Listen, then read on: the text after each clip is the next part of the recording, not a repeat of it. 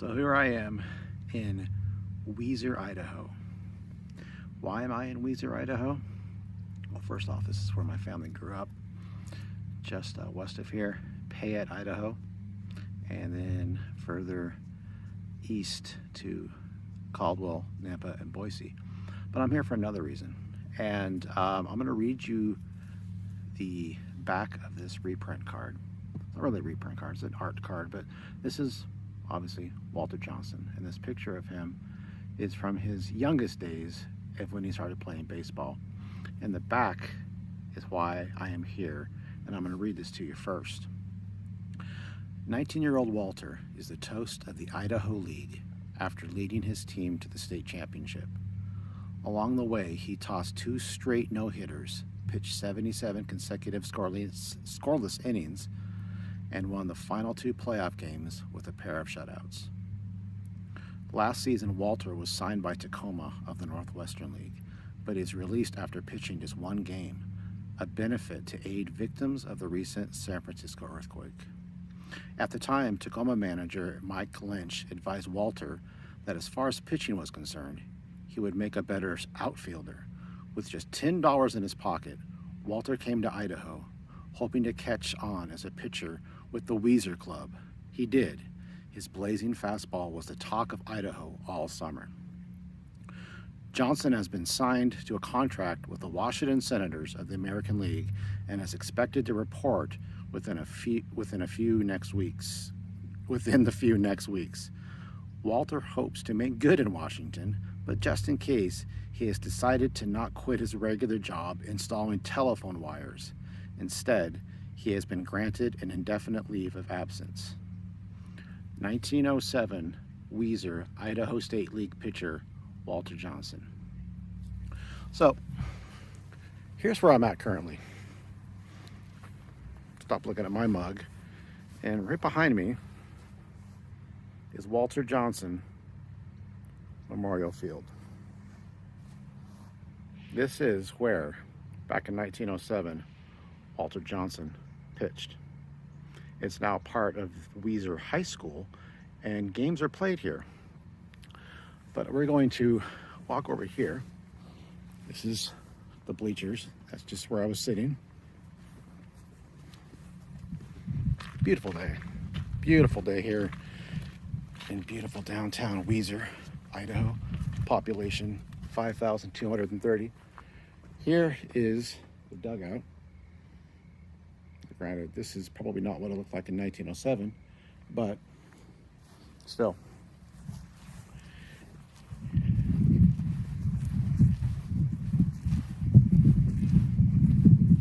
Here's home plate.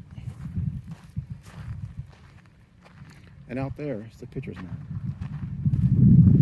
Can you imagine Walter Johnson taking the mound in this field over 100 years ago?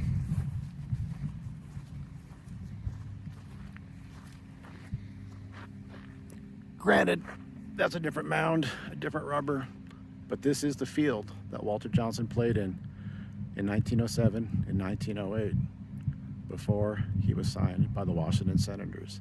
And as they say, the rest is history. I would like to read an excerpt from the book Walter Johnson, Baseball's Big Train, by Johnson's grandson, Henry Thomas. This is from Chapter 2, The Weiser Wonder. Early in April 1906, 8 towns accessible to each other by the Pacific and Idaho Northern and Oregon Short Line railroads formed the Southern Idaho League, with games to be played on Sundays and holidays. The league included the Boise Senators, the Payette Melon Chewers, the Caldwell County Cedars, the Emmett Prune Pickers, the Mountain Home Dudes, the Nampa Beet Diggers, Walter Johnson's own Weiser Kids, and one Oregon team, the Huntington Railroaders. An old baseball field next to the racetrack in Weiser was spruced up and fenced in, so a 25-cent admission could be charged. A manager was appointed by a committee of town leaders, ball players were recruited, and practices begun. Their only preseason game was a loss to the Payette Melon Chewers, and on April 28th, Weiser's official season opened at home with a dismal 23-11 thrashing at the hands of their arch rivals, the Caldwell County Cedars. In the next 2 weeks, the Weiser boys defeated the Nampa Beat Diggers and lost to the Boise Senators in close, low-scoring games. In its All Around the Town column on May 19th, the Weiser Signal noted that Walter Johnson of Los Angeles was among city arrivals coming in yesterday. The Boise newspaper, the Idaho Daily Statesman, mentioned Johnson's Weiser debut only in passing, however. It was fascinating instead by his catcher, a 250-pound, 53-year-old Weiserite playing ball again for the first time after a 15-year hiatus from the game. His name was E. Cornelius Uhl, but in Weiser, everyone knew him as Foxy Grandpa. Adding intrigue to the story, Uhl played under the name Miller, and Walter Johnson was listed as H. Smith. Player Claire Head appeared in box scores for most of the season as Roy Patterson. The phony names might have been used because these men had played ball elsewhere, and teams in the league were supposed to be made up of local talent. But according to the Statesman, Uhl was a Weiser resident, making the pretense unnecessary in his case. He was also the star of the game, in the newspaper's opinion, and deserved much of the credit for Johnson's sterling performance also. Under the headline, Old Timer Who Could Play Ball, his remarkable story was then told. It was all the fault of Foxy Grandpa Miller, who did the backstop act for the visitors. There was a time, so the old-timers in baseball would assess, when Foxy Grandpa used to play ball regularly. But some 15 years or so ago, he felt his bones stiffening, and he concluded to stop the strenuous life. He moved out to sunny Idaho and established himself on a farm near Weiser. Just as a reminder of the old times, Foxy Grandpa went to town last Sunday and saw the game between Boise and Weiser. He was disgusted to think the Weiser team would be beat by such an aggregation as that from the capital. "Huh," he said, "I am old and fat and gray-headed, but I can play ball yet enough to beat that bunch." And Monday morning he began training, with the result that he was given a place behind the bat in yesterday's game. He coached up young Smith, a.k.a. Walter Johnson, until the latter kept his head all the way through. Every time a Boise man got on base, and there were very, very few, Foxy Grandpa would pull off some sort of an unexpected play and catch the runner napping. Neither did Johnson's 12-0 one-hitter with a dozen strikeouts against Payette the following week catch the newspaper's attention in its continuing astonishment at the exploits of the ancient Weiser catcher, who went 4 for 5 at the plate. Foxy Grandpa Miller was the star performer, the Statesman insisted. The same as he was last week. He made a sensational long hit, and although he is not shaped for a sprinter, he reached third on it. But it was Johnson the large crowd had come to see, according to the Weiser World. Everyone awaited the beginning of the game with intense interest, it reported, to see Weiser's phenomenal pitcher, Johnson, twirl the ball over the home plate. The game began amid a roar from the spectators, which was occasioned by Payette star batters striking at the first ball and Foxy Grandpa Miller holding it up to show him he had caught it several seconds before. At Emmett the next weekend, Weiser inexplicably dropped back-to-back games Saturday in exhibition and Sunday to the last-place Prune Pickers. Johnson's 2-0 defeat in Sunday official contest, despite 12 strikeouts, would be his only loss of the season. On June 10th, the Weiser team and several hundred fans took the 50-mile train trip to Caldwell for the big game against their longtime rivals, who were undefeated in 6 games. From the start of the Caldwell crowd voiced disdain for the third-place Weiser club and their 3-3 record. The blatant partisanship of the Caldwell band still amused Neil Uhl, a.k.a. Foxy Grandpa, years later. Part of the band got in the stand. The other part got behind me, he remembered. Whenever Walter started for his delivery, the drums, trombones, and other instruments would let out an awful howl. I stood for it for some time, and then when Walter let one of his fast ones loose, I made as if it was low to the ground. It hummed by me and banged into a trombone and carried it clear across the road. I begged the gentleman's pardon, and the small contingent of the band found its way back to the bandstand. 4 innings into the game, Weiser held a surprising 4-0 lead. As Johnson walked to the mound for the 5th, several Caldwell rooters came down from the stands and walked onto the field, verbally accosting the first baseman. Weiser Deputy Sheriff Leif Lansden. He gave it right back to them, but more fans came over and a shouting match ensued. Lansden's brother Bob, the Weiser sheriff and manager of the baseball team, both fine, big Western types, Johnson described the Lansden brothers as, walked over to order them away. Suddenly, Leif Lansden was struck in the eye, and he retaliated. Set upon by 2 others, he knocked them to the ground, whereupon a general pandemonium broke loose. A free-for-all if there ever was one, Johnson characterized the fight. He stayed on the mound while the action swirled all around him. "You ain't much on roughing it, is you?" was the remark of a hard-looking customer who walked up alongside of me in the box, Johnson remembered. "To tell you the truth, my friend," I replied, "I just joined the club, and I really don't know which are our players and which are yours." Now to showcase my playing days Walter Johnson cards and memorabilia. All right, so here we are in my office / man cave, and I'm going to go over some of my Walter Johnson memorabilia and cards that I have, and wanted to start off with this picture.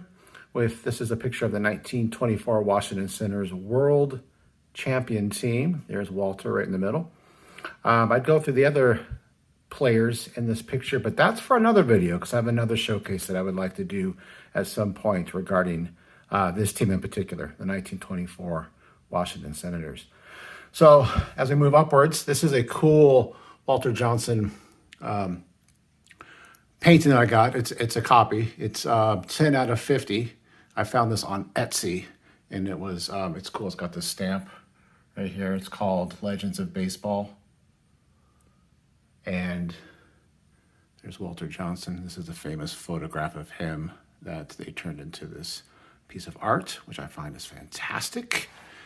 So moving upwards, I'm going to see how I can do this without giving away the other cards that I want to show. So here is something really cool that I was able to actually buy all at one time.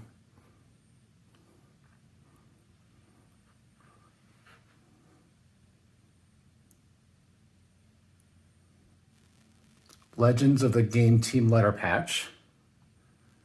This obviously spells out Washington. These are obviously not original patches, but all numbered cards. Thought that was a cool thing to spell out there. Washington.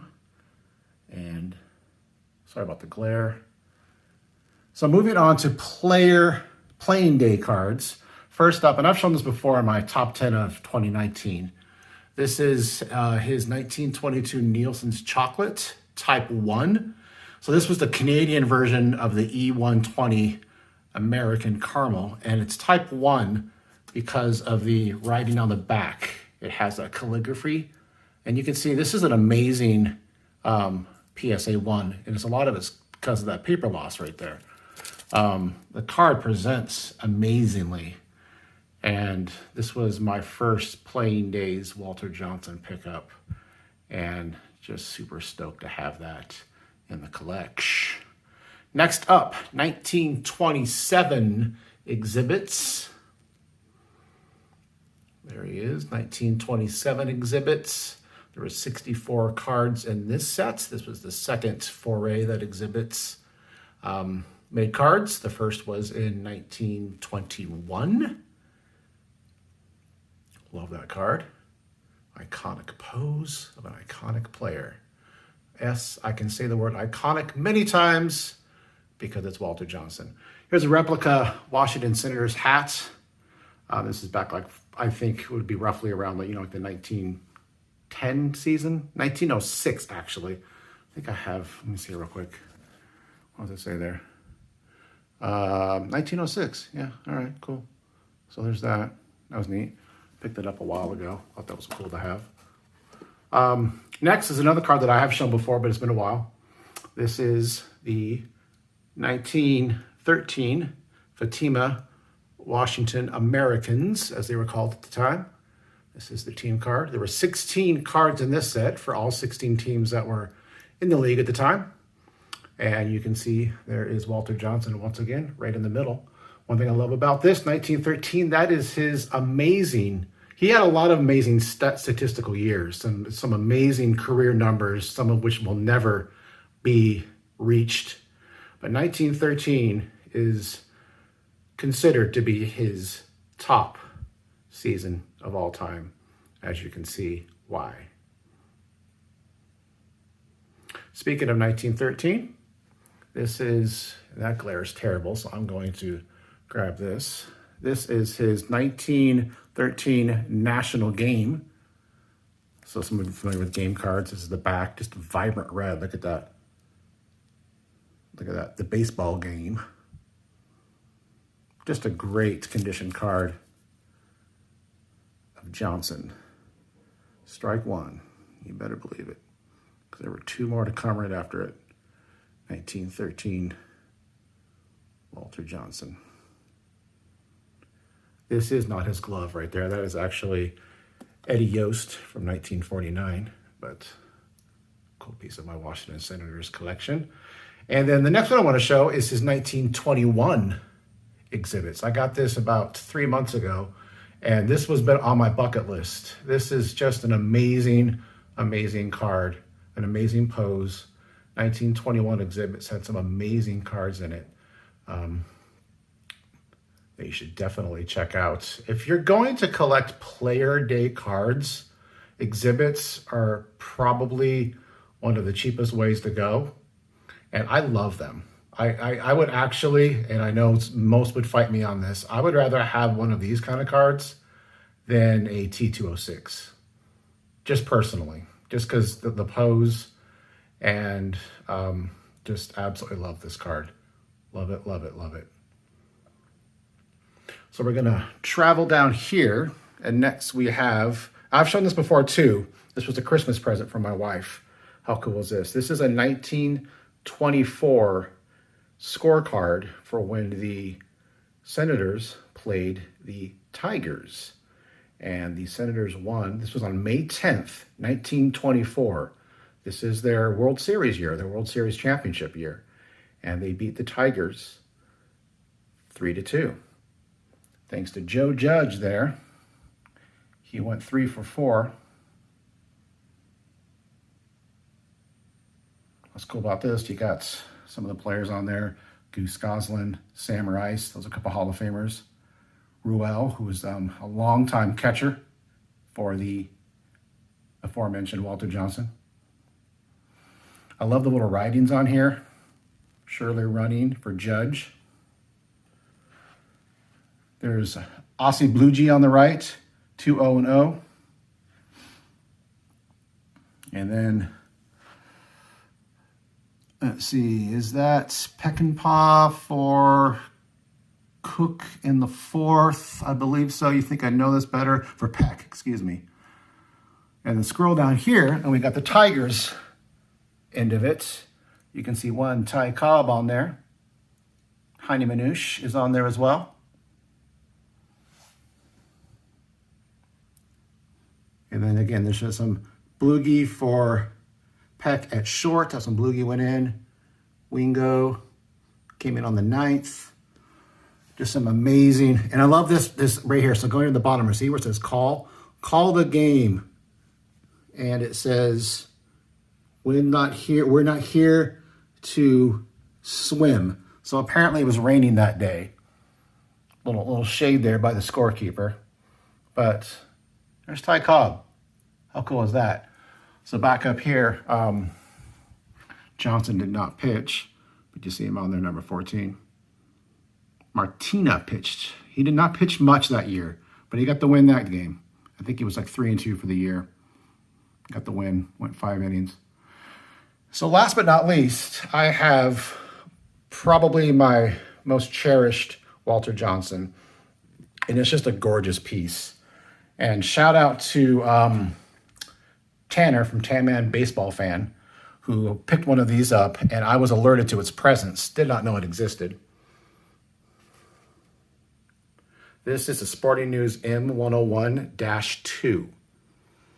And you can see by the size of it, these were included in the Sporting News magazines from 1909 to 1913. There was 100 in the set, and 5 were dual player. And this is of Walter Johnson on the left, being comforted, consoled, and probably just enjoying the company of one of his really good friends, Charles, aka Gabby Street, his longtime catcher in the early 1900s. And I stare at this every day. My desk is directly behind me.